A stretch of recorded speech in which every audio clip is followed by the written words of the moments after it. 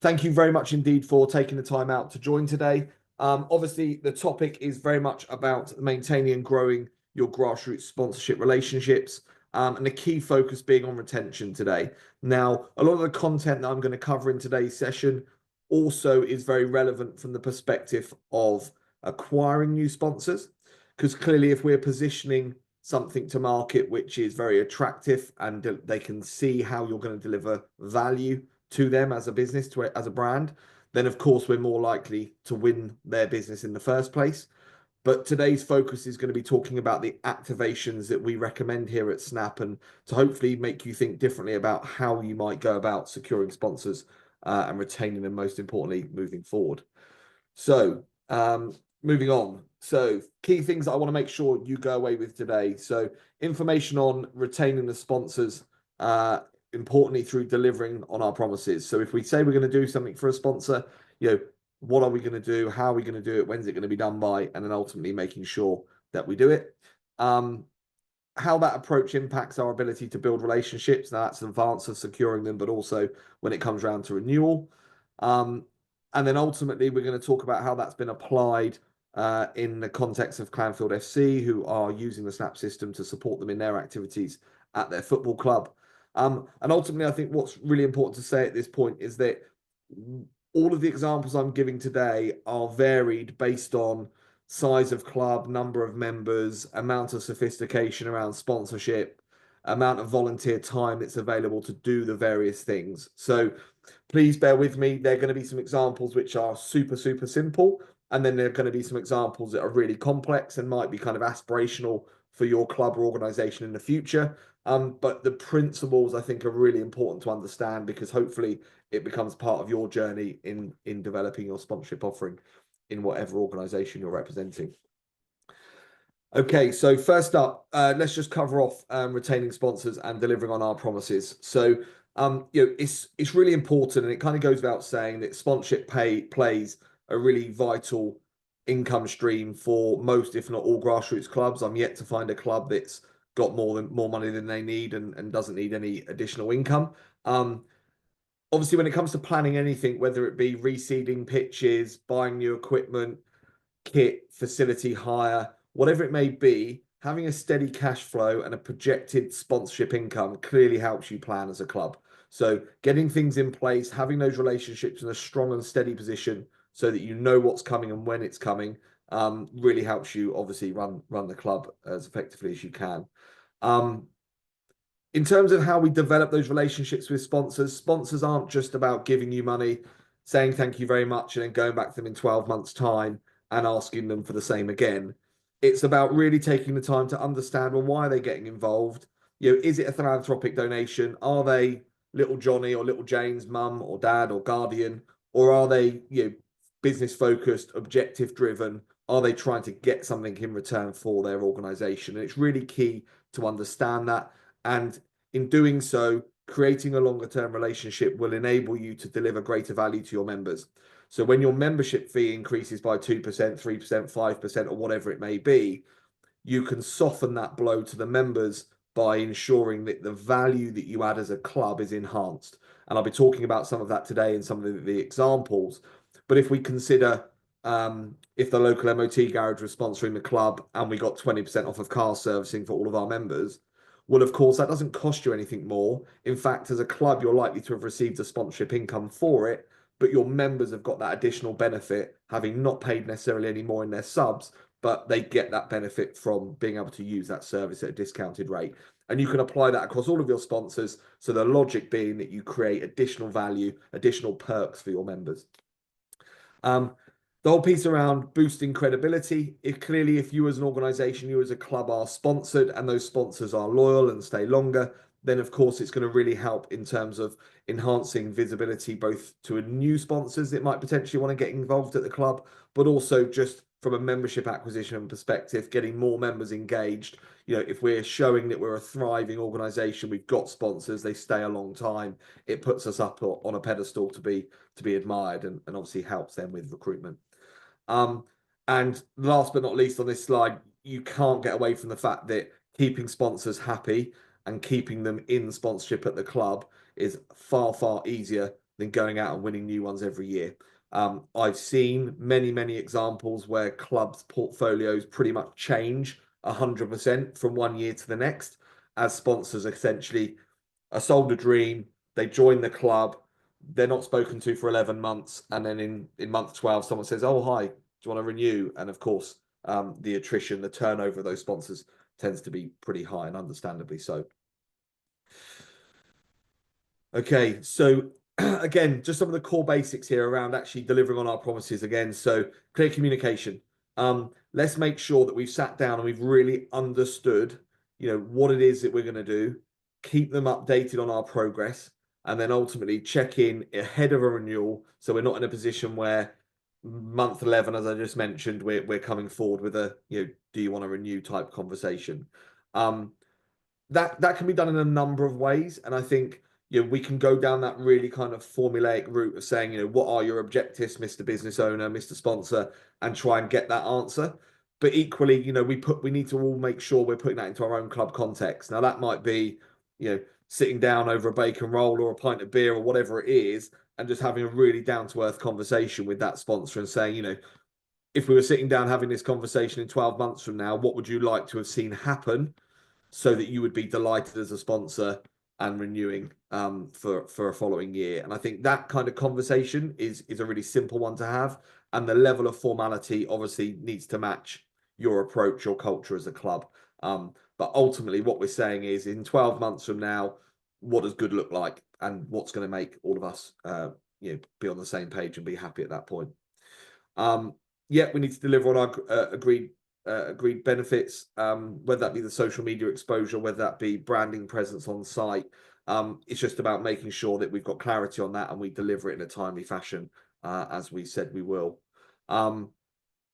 Once those deals are done and signed and we're into our activation phase, which I'll be talking about a lot more a bit later on in these slides, it's really important that we actually make sure that we don't stick that deal, round hole, square peg, as the analogy goes. We've got to make sure that we evolve with the times. So as that sponsor's objectives change, we need to have the flexibility to change with them. What suits them as a opportunity today to get involved and to deliver value to them as a business may well be very different as their business evolves and is looking for something slightly different in 12 months from now. And then finally, it's all about how we demonstrate those results. So let's not go and provide them with a set of feedback and a set of results which we think are great. Let's make sure that we understand what they want from the outset, and therefore our reporting is, correct, i.e., we are demonstrating to them the value in the way in which they'd like that value to be displayed. And just to give you an example of what I'm talking about here, so I experienced something where a club had a really positive first engagement with a hotel chain, and really nice first conversation, all very pleasant. They went away, they said, look, we'll put something down into a little proposal for you, and we'll come back and present that. And they came back to the hotel group and they said, look, here we go. This is how we're going to get loads more people staying in your hotel, booking rooms. And it starts with inviting our opposition to stay later at the club, do something more social in the evening, and therefore they stay over and we refer them to you as our preferred hotel partner. And the hotel then just didn't respond. And the club in question got completely ghosted. Never heard from the hotel group again. And someone new came into sponsorship at the club. They signed up to Snap. They'd followed some of our guidance, some of the things that I'm going through today, and they went back to the same hotel and said, "Oh, we understand that some of my colleagues had had a previous conversation with you, but it never came to anything. So we're just wondering, what would good look like? Again, using our words and following that guidance." And what the hotel group basically said is, we had a really nice conversation with the people at the club and we were really keen to get involved, but no one actually asked us what we wanted. And so the assumption that was made, they came back and said, look, we're going to try and fill up your hotel with loads of people staying there. And what the hotel then turned around and said was, our rooms are at 95, 98, 100% occupancy at the weekends. Like, we really, really don't need to sell more bed nights. Like, we're packed. And the club representative said, okay, so let me know what it is that you do need. And they said, well, look, we're renovating our conferencing facility. We want to engage local businesses and we want to fill the hotel Monday to Friday with conference traffic. We want the banqueting suite full. We want the bar busy on a Saturday evening. So now that the objective was understood, they managed to go away, engage all of their existing sponsors at the club, promote the hotel to become a conferencing destination for local businesses. And needless to say, having understood the objective, not only was the deal done, but then the activations that followed really delivered on the objectives of that business. So it comes down to having those basic conversations and ensuring a good level of understanding ahead of time. So how do we go about approaching and building relationships with these local sponsors? So it starts with that research piece. So identifying the local businesses, understanding the landscape. If we're talking about estate agents, in some towns we have half a dozen or a dozen estate agents on one high street. We need to make sure that we're not necessarily targeting a brand which is not at the top of their game. We need to make sure that the audience that we're going to be exposing them to are the type of audience that they will want and that your audience is willing to use them. So again, to be really clear on that, if you've got an estate agent which hasn't got a good reputation and is renowned for buying and selling rental properties for the university market for students to live in, well, clearly if you've got a club in an affluent area with members who like to buy big homes, clearly your alignment there is not in line with your brand, not in line with your audience. So it's about making sure that that research is done to make sure that you've got a good fit with who your audience are. Ultimately, once we've understood those objectives, it's about getting something compelling in front of them. So making sure you can highlight how you're going to deliver value, what your activations look like, and therefore, as a result, what you believe the return on investment that they can expect to enjoy. So making sure that you're articulating what the benefit's going to be to them. Obviously, once we've looked at pitching our idea, we need to make sure that we've got sufficient flexibility in our options so that while someone might not have the appetite to kind of go for gold and sponsor something big within the club in the first instance, it may well be that we secure their interest sufficiently that they sign up, maybe come in, dip their toe in the water on a relatively modest item in year one, but then ultimately over time you can increase their package costs based on delivering further objectives as that trust has been built over time. Ultimately, big believer in solid communication, keeping things consistent.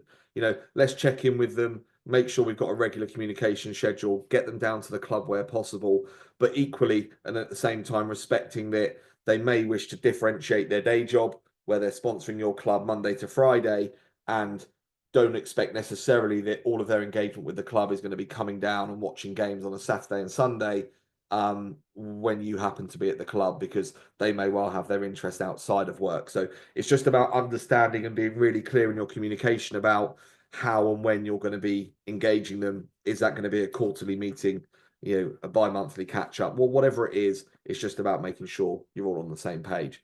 Whilst these things might seem super simple, the amount of times where deals fall over based on club's expectation that the sponsor's going to attend every game every Saturday for the course of the season, and of course that sponsor may well have hypothetically children that are off doing a different sport at a different club every week, and therefore their opportunity to do that is very limited. So just make sure that all of those things are called out early. The more information that you're empowered with, the more likely you are to get off on the right foot with that sponsor. And again, back to today's theme, if we want to retain them, we need to make sure that everyone feels good about the deal, not just at the start, not just at the end, but throughout the whole course of the process. Okay, into the nuts and bolts of today's session. So I want to talk to you about creating long-term partnerships with local clubs. And for me, everything is about activation. So when we talk about activation in the context of sponsorship, it's differentiating it from advertising in the kind of what I describe as kind of the lick and stick logo placement on different things. So if you imagine a billboard at the side of a road, in that advertising space, the expectation is that you're going to get something compelling on that board. You're hoping people are going to see it. Once they've seen it, you're hoping they're going to understand the message, understand the call to action, and independently go away and do something with that information. The beauty of sponsorship is you've got 12 months, 24 months, whatever the deal term is, to not only deliver the message, but also educate the reader of that message over the course of the agreement to ensure that they've got a really well understood and well grounded understanding of the offer, what the business is looking to achieve, and how they can get involved. So you haven't got that blink billboard, one chance to get a message across. We can really be smart about our activations, which then take it from that lick and stick style approach of just sticking a logo on something to something which is fundamentally more meaningful. So I'm going to take you through 3 case studies today. They've got differing levels of complexity. As I said right at the start of the call, it's really important just to recognize that some of these you'll look at today and go, oh, yeah, there's absolutely no way we could do this at our club where, you know, we've got 20 members and I wear 6 hats and I do the treasury bit, the secretary bit, the refereeing, and whatever else. So I absolutely appreciate that not all of these things will be able to be done by all clubs, but it's the principles of how we activate, which is I really want you to take away with you today. And to put that into context again, super simply, if you think about your members turning up at the club for games, for training, and they might be driving a car, well, that car needs an MOT. So if you got sponsored by the MOT garage, then it might be as simple as having a WhatsApp message that goes around to everyone saying, these are our new sponsor. And if you show them this WhatsApp message, you get 10% off any servicing costs. So that is an activation. That is a big difference from that MOT garage just sticking a logo on the front of your shirt and then no one saying anything about it. Something as simple as a WhatsApp message that goes around to everyone saying, this is our sponsor, here's the deal and discount, and this is how you redeem it. Show them the message. That is an activation equally to the next few slides that I'm going to be showing you, which are clearly got a little bit more sophistication behind them. But hopefully this is something you can all aspire to be doing. Not only can you use these ideas to secure new sponsors, you can use it to retain ones that you might already have. So if you happen to have an insurance sponsor, which we're going to be talking about in a second, you know, at renewal time, you can be going back to them and saying, hey, look, we'd like to think about the partnership a bit differently. Here's some ideas of how we can bring it to life. This is what the activation might look like. And these type of case studies and methods are what we have within the Snap system so that, you know, you can go out and deliver this within your club environment. So insurance company. So this was with A Plan Insurance. This deal was done at a rugby club. Objectives here were all around raising profile of the brand. They're a high street based shop front insurance broker. So you could literally wander in off the street, take out your business insurance, PI, car insurance, house insurance. And it was like a corner shop. It was like a sweet shop. You could literally walk in, sit down with someone and get it done there and then. The problem they had was whilst they had the high street presence, they were little known for all of the various different insurance disciplines that they offered. So lots of people thought they just did business-based insurance, didn't realize they could do their car, their home, and any other items. So there's a big thing around education, both in terms of the fact you could just walk in off the street, sit down with a broker and do it there and then face to face, which is far better. I'm sure we're all agreeing than picking up the phone and pressing 1 for this and 2 for that. Secondly, the breadth of insurances they offered. We had to get that message across to enable people to understand that if they had their business insurance with them, they could be wrapping up various other policies. They were keen to explore the club's communication channels and also get involved in pre-match activities and events at the club to bring the partnership to life. So you'll see here from the image on the right, straight away, one of the things we set out to achieve, we managed to with a simple game. This is like an old football style goal. I think it was picked up from Argos at the time. You'll see the APAN banner that was literally pinned to the front of the sheet. And then home, travel, business and motor was printed and again stuck to this goal. So really rudimentary. There's not massive expense here. These were really low cost items, a couple of simple cones. And what we did, we ran this on a festival day where we gave coaches the ability to bring their squads over when they had downtime between matches, come over to the activation, and they had to do a little form which said, yes, mum and dad could fill out the form saying, yeah, we got home insurance. It roughly renews on this date. So a nice little data capture for the sponsor. That gave the young boys and girls the opportunity to participate in the game.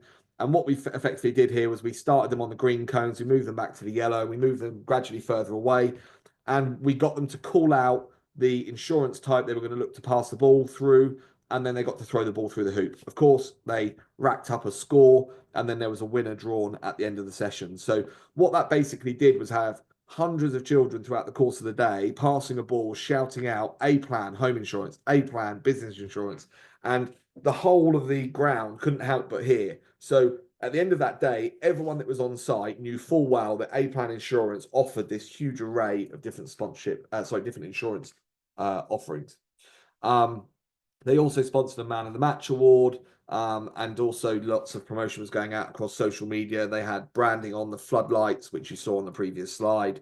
So they had lots of brand presence around the club. But all of that brand presence, all of that lick and stick activity of getting their logo everywhere, if it was done in isolation, really wouldn't have delivered on the objectives that they had. So to bring in this activation, to get the ball in hand and people passing through these hoops, really was the difference between what was a good partnership and a great one, which obviously then stood the test of time. Ultimately, benefits for the sponsors. They saw a really marked uptake in policies from members at the club. That was being tracked through simple code-based. We gave members a code to quote on their renewals. The winner of that competition that day got to come down to the A-Plan offices. So we actually got some photography, local media to come down. And you can see the young lad here. He picked up a little goodie bag from A-Plan Insurance from the branch manager. Again, we managed to capture this footage of them on the high street, and that went out in the local paper. The members, they're direct access to, so communications going out. There were kind of quarterly reminders saying, are any of your insurances up for renewal? Come and see us, get a great service. We're here supporting the club, want to support you. And ultimately, the feedback from A Plan was that the way in which the club went about tailoring the offer and making sure those activations really met their objectives was a huge difference. And what we found out later on is that the A Plan Insurance team had been looking at other opportunities in and around the Wimbledon area, but chose the rugby club on the basis of that difference. So again, I'm sure you can all appreciate in your towns, in your regions, there are probably lots of clubs across many sports, and you're all vying for the same sponsors. So having that point of difference through well-structured activations will stand you apart from everyone else. I'm going to look at automotives now, just to give you a point of comparison. So car sales, we were looking at a deal with Mercedes-Benz. A key thing here was, whilst it seems obvious that, they wanted more people test driving more cars, they were confident in their sales process. So it was about getting bums on seats in cars. They were keen to engage with the local community, and they were really keen to differentiate their showroom from Mercedes-Benz UK. So probably a little known fact for many people, but I'm sure others will know it very well. But Mercedes-Benz obviously has central sales, and Mercedes-Benz UK ultimately being the parent brand. So you can go to, for example, Mercedes-Benz World in Brooklands, down in Surrey, and you're at the head office, and they've got a track there, and you can buy cars there. But then there is, and in this example was a franchise called Sandown Mercedes Group. So I think they had 13 showrooms throughout the south of England, and Sandown Group wanted to make sure that their sponsorship, when it landed at the club, directed people right back into the relevant showroom. Because obviously the big risk for them was they were spending their hard-earned money on the sponsorship deal. Someone could get inspired to buy a Mercedes, but then they go to Mercedes-Benz World unknowingly thinking that that was where the partnership was. So it was really important for us to kind of nail down the fact that the relationship was in fact with the Sandown Group. So objectives all around car sales, and ultimately engaging not just the members, but they were also interested in engaging other sponsors at the club, because those sponsors may have fleet policies, company cars, etc. So there was opportunities both in the immediate membership of the club, but then also through the extended networks of the club membership and the fellow sponsors. So how do we go about activating? So in this particular instance, we had various activities that were undertaken throughout the course of the year.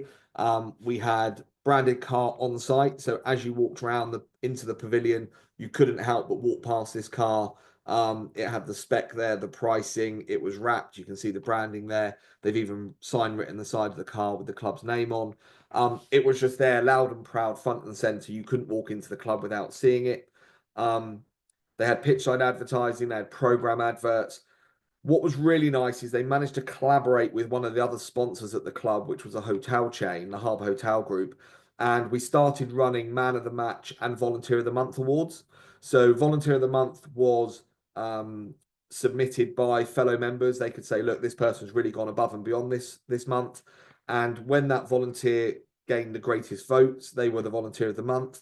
And we all know how hard volunteers are to come by, very generous with their time, probably most of you on today's call. And what we basically did was we had a deal whereby a really nice Mercedes was given for the weekend, fueled and insurance covered, and Harbour Hotel gave one of their waterside venues for a weekend stay. So in recognition for the sponsor, they ultimately got to go and drive a nice car and stay in a nice hotel, all expenses paid for the weekend. So a really nice way of giving back to our crucial volunteers at the same time as giving a huge amount of exposure to those brands, not just in the case of shoving the brand in everyone's face, but showing them doing something really valuable, giving back to the club community. So that was incredibly powerful. And then in addition to that, we ran a rebate scheme where, again, every car sold resulted in an uplift in sponsorship coming back to the club. So the activations really started to drive not only additional revenue into the club, but also a great, warm, fuzzy feeling for everyone that had been engaged in the partnership. There's a few additional things that aren't on these slides, but just for some additional context, we did some preferential parking spaces. So if you had a Mercedes, you could park in these kind of restricted spaces, which on busy match days was quite nice. People knew they had a spot to come and park in. Secondly, we also did a short campaign, which we linked with the MOT garage, where we did like a pressures and levels check. So engineers down there on a morning, people coming through, dipping in under a gazebo, getting their screen wash, engine coolant, tire pressures checked, and then through the window to the driver of the cars, here's a 25% off voucher for if you want to come to our Mercedes workshop and have your car serviced. So it was a nice, again, little gimme for the members. They got something which is genuinely valuable, that no one likes standing out in the rain and doing their own tire pressures. So the fact that these were being done for them was a nice perk that they didn't expect. Certainly they don't pay for in their club membership, but it was a nice to have. And then the upside being that, should they then decide from that experience that they want to go and use that workshop, then there was a discount on the flyer for them as well. Benefits to the sponsor. So they got a direct increase in car sales. There's multiple pictures of members picking up cars that they managed to capture. There were some really simple, soft things done by the club which created longevity in the partnership as well. As you can see here, the chap in the pictures holding up a club shirt. That was then, after it was given to him, it was framed and put up on the wall in the showroom. This picture was taken probably 10 plus years ago. I happened to be in there a couple of weeks ago, and the pictures and the frame shirt still on the wall, still proudly being presented. And there's a really fond association between the two organizations. So again, it's the small things that probably don't cost a lot, but go a very long way in kind of adding value to the partnership. So the frame shirt in the showroom certainly wasn't something that was contracted as part of the deal. It was something that was done relatively early on in the partnership, and I think definitely played its part towards making sure that partner renewed, because it really felt like a partnership, not someone receiving money on a kind of one-way relationship. They love the positive association with grassroots sport. It's very hard for any organization like a car dealership to get brand exposure, positive PR, getting into local papers, on local radio.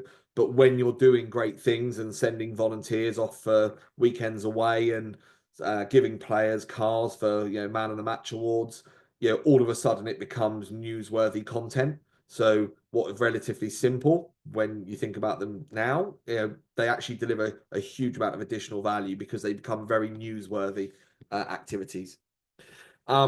Last case study I want to quickly take you through, and this one again goes slightly deeper in terms of maybe a level of complexity or thinking outside the box, but hopefully again you can think about this in the context of your own club and how you might be able to do something not the same as this, but maybe similar. So we engaged a sponsor called Optegra. So Optegra they do laser eye surgery, everything to do with the eye, so everything ophthalmic health.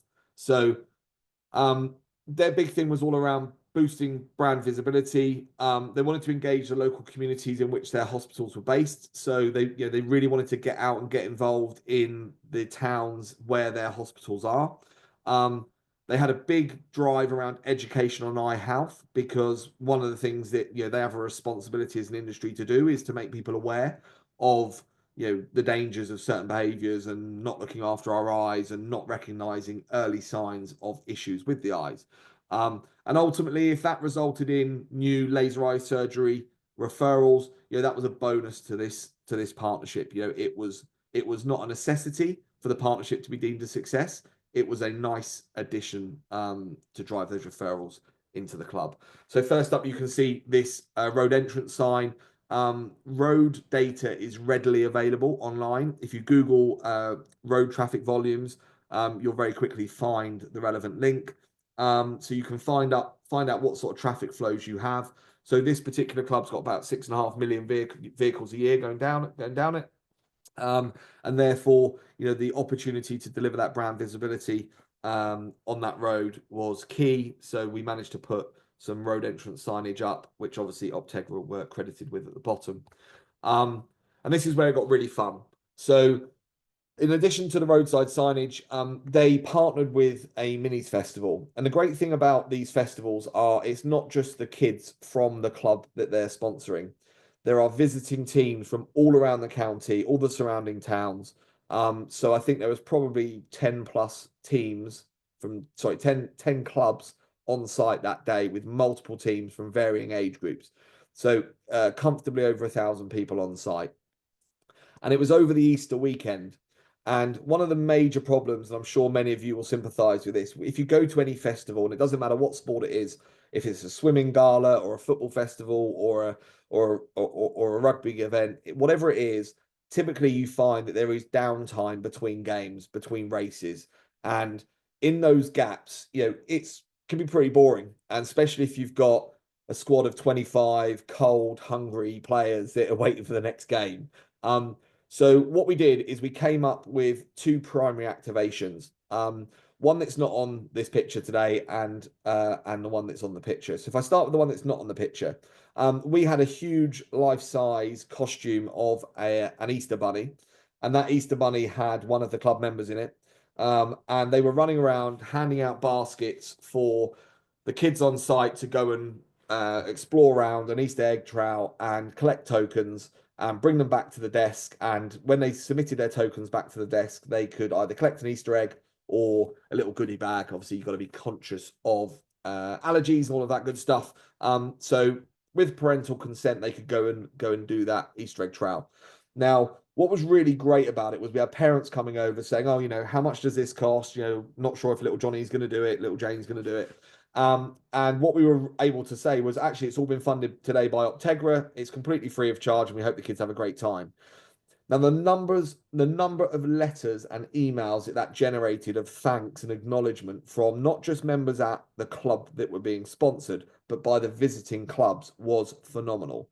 The whole point that Optegra had was about creating warm, fuzzy feeling inside people's bellies that something nice had been done that day. So to give the kids the opportunity to go off, do an Easter egg hunt, walk away with an Easter egg at the end of it, free of charge, was a really nice opportunity. And while the kids were doing it, there was members of staff from Optegra that were chatting to parents, and there was conversations where someone said, "Oh, I saw you 2 years ago. My eyes have been great ever since. Thanks so much." And there were other people that were coming over asking questions about likelihoods of getting glasses and dropping contact lenses and being able to do something with laser eye surgery. And the resulting activity that Optegra got was great. They got a number of inquiries as a result. But the bit I wanted to talk about more specifically today is the picture on the slide. And that's of a young lad who is running with swimming goggles on. Now, he wasn't confused. He didn't think he was a swimmer and he turned up at the wrong sport. It was an activation that we ran with Optegra, and you can probably just about make out the film crew in the background, the chap filming the day. And what we basically did here was create content that Optegra then used in their big national and international National Eye Health Week campaigns. that was both televised and rolled out on social media. And what Optegra were looking to do was move the needle on delivering education around National Eye Health Week. Because unfortunately, the reality is a bit like when you say to a kid, you must brush your teeth, and they go, yeah, whatever, mum, whatever, dad. It's kind of the same thing when we talk about we must look after our eyes. So we put our heads together and we thought, well, how can we educate and deliver something which is really impactful, which makes kids stop in their tracks and think, yeah, I need to take note of this, and I'm going to absorb this education that's kind of being given to me. So what we did is we ran a skills and evasion drill. So they had to jump over things, zigzag in and out, and they had to pick up a ball and pass it against a post. All sounds super simple, something they could all do really easily. But what we did was we impaired their vision. So first of all, we ran them through and we timed them without any impairment. And then we put 3 different sets of swimming goggles on. Now, the first ones had black dots drawn inside the lenses. The second ones had really scratch lens, and the third one had like a Vaseline type substance rubbed inside to kind of make a real blur. And what those 3 things did was replicate the most common eye conditions that Optegra treated. And we ran the kids back through the drill, timed them again. Of course, they were tripped over, they were slower, they missed the ball hitting the post. The degradation in performance was really obvious. So then when we interviewed the kids at the end and we said, so now when we say about looking after your eyes, do you now think it's a good idea? And it was this huge light bulb moment for these kids, because all of a sudden they hadn't just been told something which they didn't really understand and weren't going to take any notice of. They were like, wow, the impact is real. Like, what happened there really impacted my ability to play my sport, enjoy what I was doing. And we ran it as a little competition. So we gave them the opportunity to see who could get the closest time to their unimpaired time. So the person that won that then got a money can't buy experience. And that resulted in them getting a pre-match changing room tour over at Harlequins, meet all the players, and then they went and sat in the stands with the family and friends of the players, and they were with their parents, and they had a really, really great experience. So it's kind of a money can't buy experience prize, but whilst delivering a mass activation for every participant at the festival to kind of see and get involved in. So obviously enhancing their brand exposure through the roadside signage, increasing laser eye surgery referrals. The education around eye health was delivered, like with a sledgehammer. It was just absolutely fantastic. And then obviously that content was then rolled out across other campaigns that the brand were doing. So it wasn't all about what they delivered on site on the day. It was about taking that content to then deliver that message far wider. So again, little quote there at the bottom from Optegra. They were kind of very pleased with what they managed to achieve at the end of it.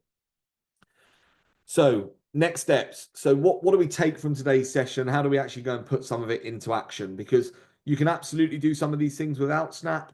Of course, if you want the detail on how to do it, the methodology, the case studies, the support, then clearly that's what we're here to do.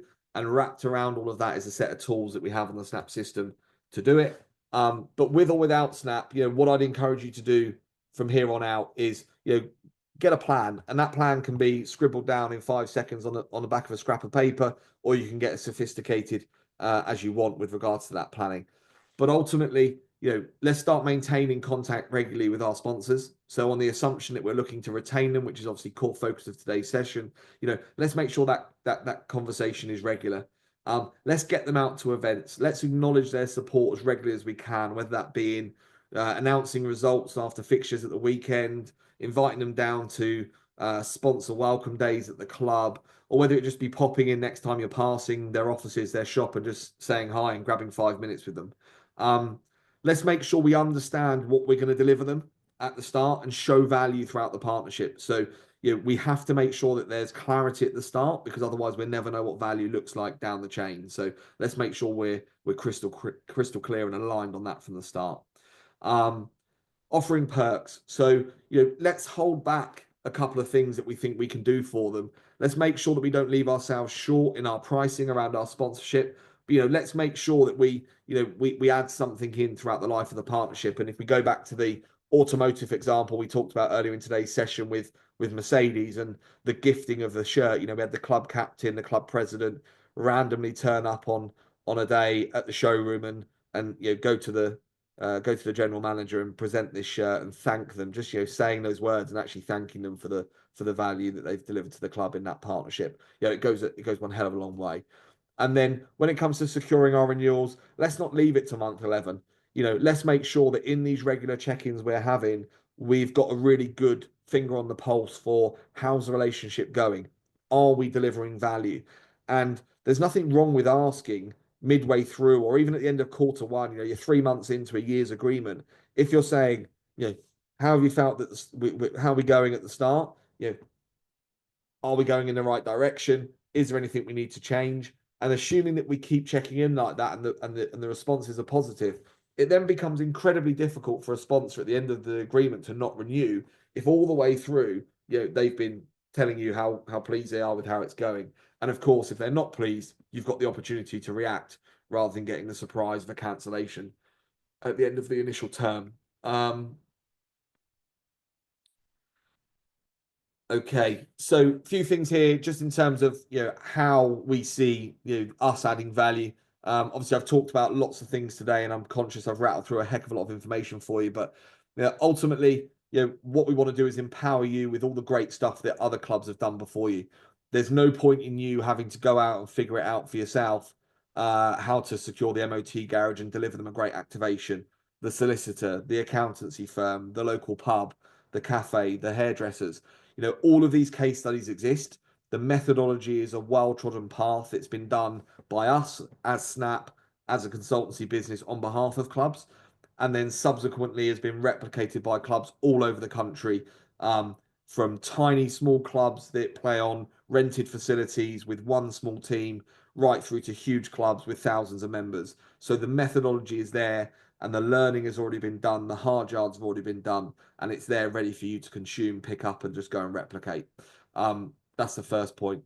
In terms of the tools that you need to do that, whether that be the record keeping, the reminders, the planning, the execution, the allocation of tasks, all of those things that make volunteers' lives a huge amount easier, reducing the time they need to spend on doing the laborious administrative side of things, and ultimately capturing that report, but then collecting the payment, making sure the renewal happens, delivering on the activations, the comms channels, social media posting, everything you could imagine in the full life cycle of securing, managing, retaining sponsors is done far easier in the Snap system with the tools.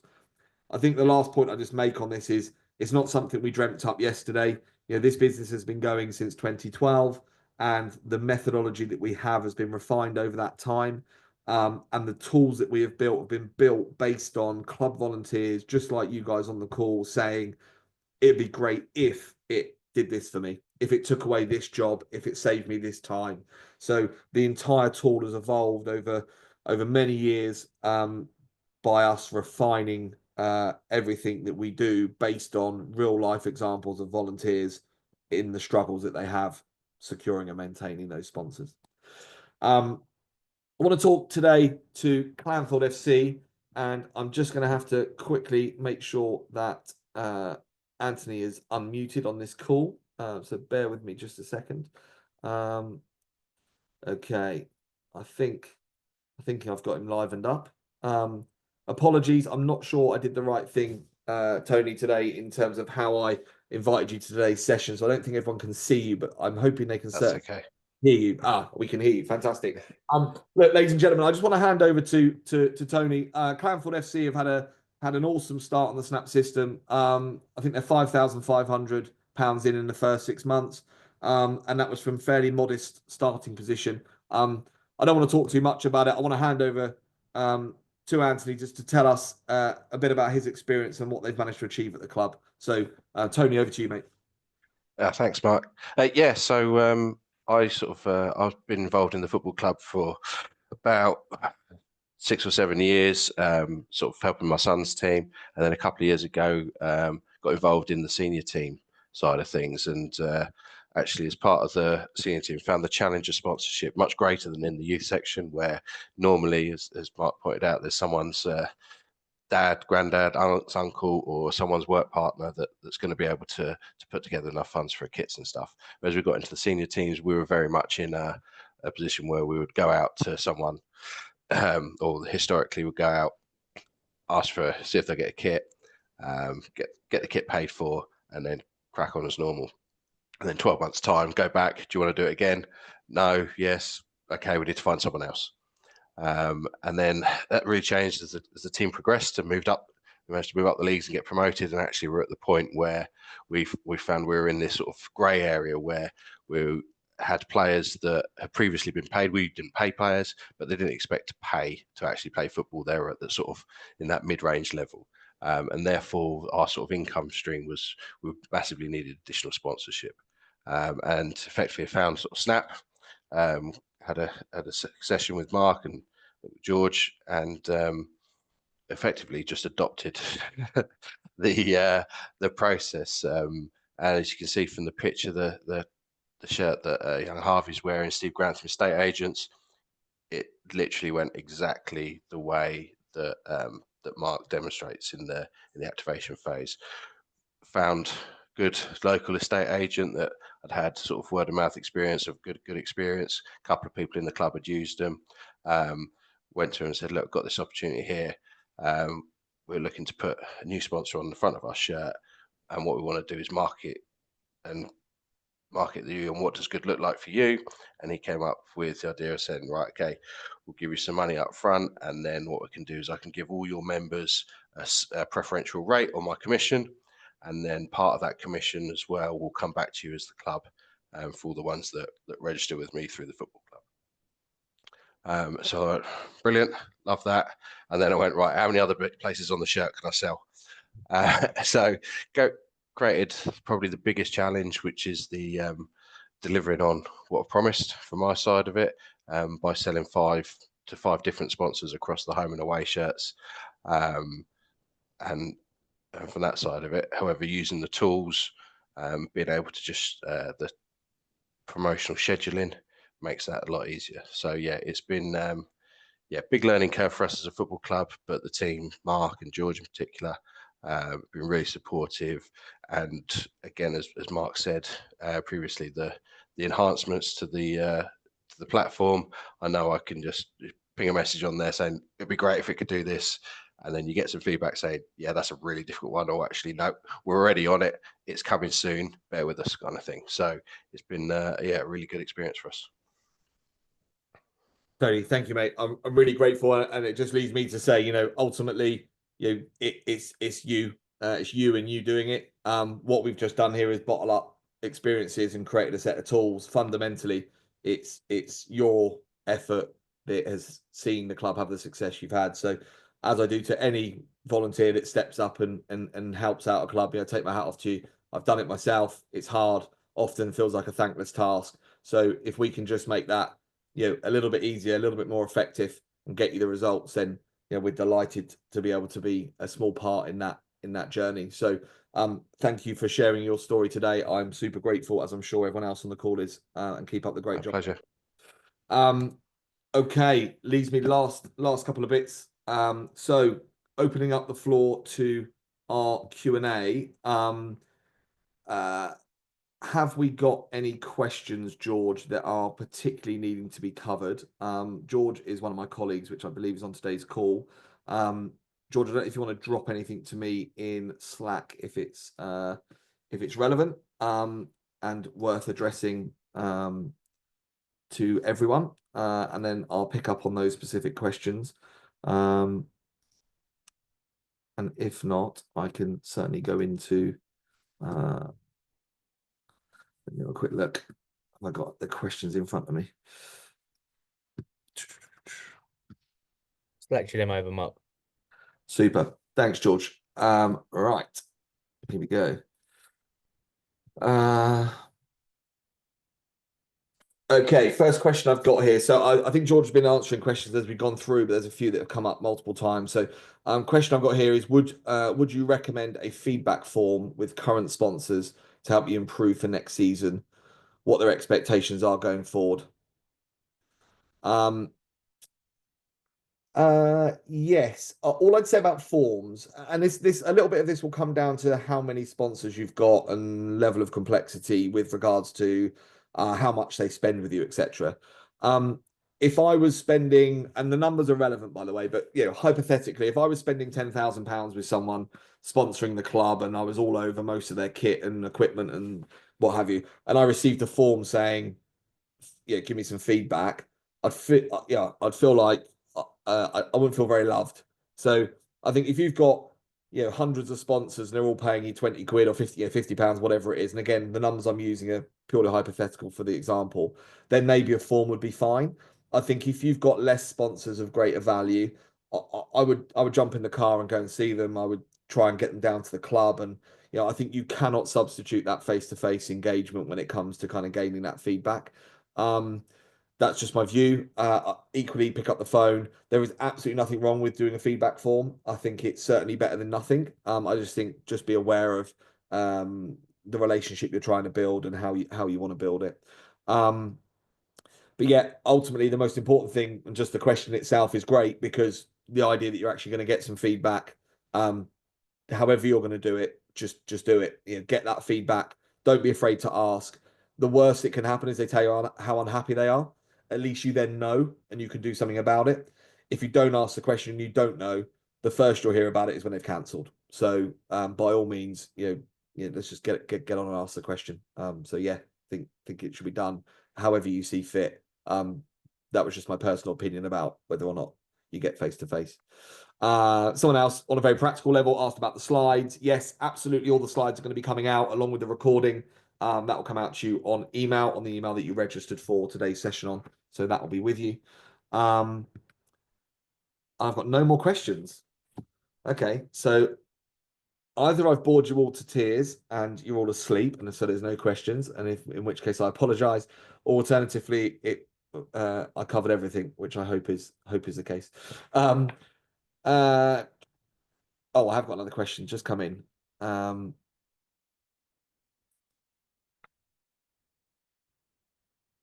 Okay, so someone said here, when you mentioned keeping in touch with sponsors over the year, what do you mean? I can see when organizing an event, but then what else? Okay, so for example, what I would do with, or what I used to do with my sponsors when I was in your shoes running sponsorship at my club, I would certainly drop them at the start of the year a schedule for all the fixtures. So it'd just be a one email, I'd go blanket to everyone. It would say, here's all the fixtures for the forthcoming season. I might even highlight these are the 4 big crunch local derby matches, which will have really good crowds and you might want to come down to. There's always a beer on ready for you on me. Let me know if you can attend. Then it's really easy, obviously, then if you catch them on site, you kind of get those opportunities, those touch points to catch up. But as I said earlier, you can't always expect sponsors to give up their weekends. It may well be that they're engaging as a sponsor as part of their day job. So the last thing they want to do at the weekend is go to work, which is essentially what it is. And you have to remember that it's not their passion, it's your passion being at that club. And very often they won't necessarily share that passion to come and watch a game at the weekend. So alternatively, when I talk about keeping in touch, is post games, just a little email on a Monday morning saying, hopefully you saw this weekend's fixture. Here was the match day program. We won by this score, we lost by this score, or this happened, that happened.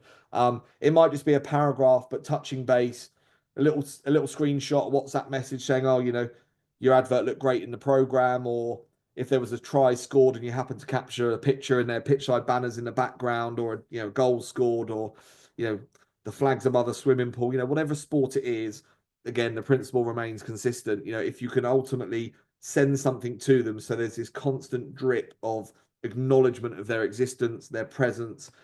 Something that we have within the Snap system is a social media scheduling tool. So you could very easily schedule a post which goes out every week for the entire season, in the morning prior to each match. You can schedule that in the Snap system and it will go out to all of your social media channels across Facebook, LinkedIn, Instagram, Twitter, whatever, thanking that sponsor pre-kickoff. So they're tagged in and they get acknowledged every week. So it just means that you've got a constant stream of contact with them, so that, again, it doesn't come to that 11th month and then they hear from you out the blue and they think, oh, where have you been for the last year? So that for me is how I would approach it. Just a couple of examples there, and obviously the tools within the Snap system as well.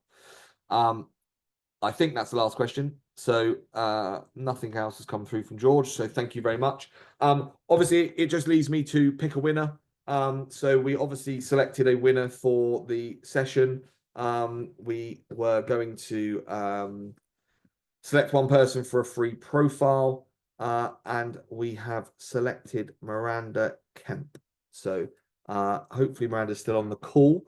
So if you want to drop us an email, we will get you sorted out with a promo code, and that will get you the access to the Snap system free of charge for 12 months. As you can see here on the slides, we've obviously got the previous presentations from the webinar 1, webinar 2, which are in this series. The last one in this series is on the 13th of March. Today's slides and today's recording will come out very shortly. Please do try and join us on the 13th of March, where we talk about kind of the future of grassroots sponsorship and things you need to be considering, not just on what I've told you about today and in the previous 2 sessions, but also about what we see coming in the future. So I hope you can make that date. Please pencil it in now. It's be the same time, 1 o'clock on the 13th of March. And then last but not least, if you do want to find out more about the Snap system itself and dive into the detail of the tool, obviously today I haven't gone into any of that because today's about empowering you to do something with or without Snap. If you want to find out more about Snap, again, the links will be on the slides as we send round. We run 2 weekly drop-in sessions on a Tuesday at 7 p.m. and on Fridays at 12 noon. It's a power hour. We whiz through the system. We show you every aspect of the system, all the things we've talked about today, how they're done in the system using the tool, so that you can become super familiar with it and you can ask any specific questions about your club and your challenges. And you'd be most welcome to join those sessions. You just register on the links. Obviously, the social channels are there. There's some gems that hopefully you can pick up along the way. We do share other case studies and success stories in there. So again, with or without Snap, please do follow the channels. Hopefully there's some useful content in there for you. And it just leaves me to say a massive thank you to you all for taking the time out today to join the session. I hope it's been useful. I hope there's some practical things in there you can take away. Any questions that come up after today's session, you've got our details. Please don't hesitate to get in touch. We will always do our best to help. Thank you very much.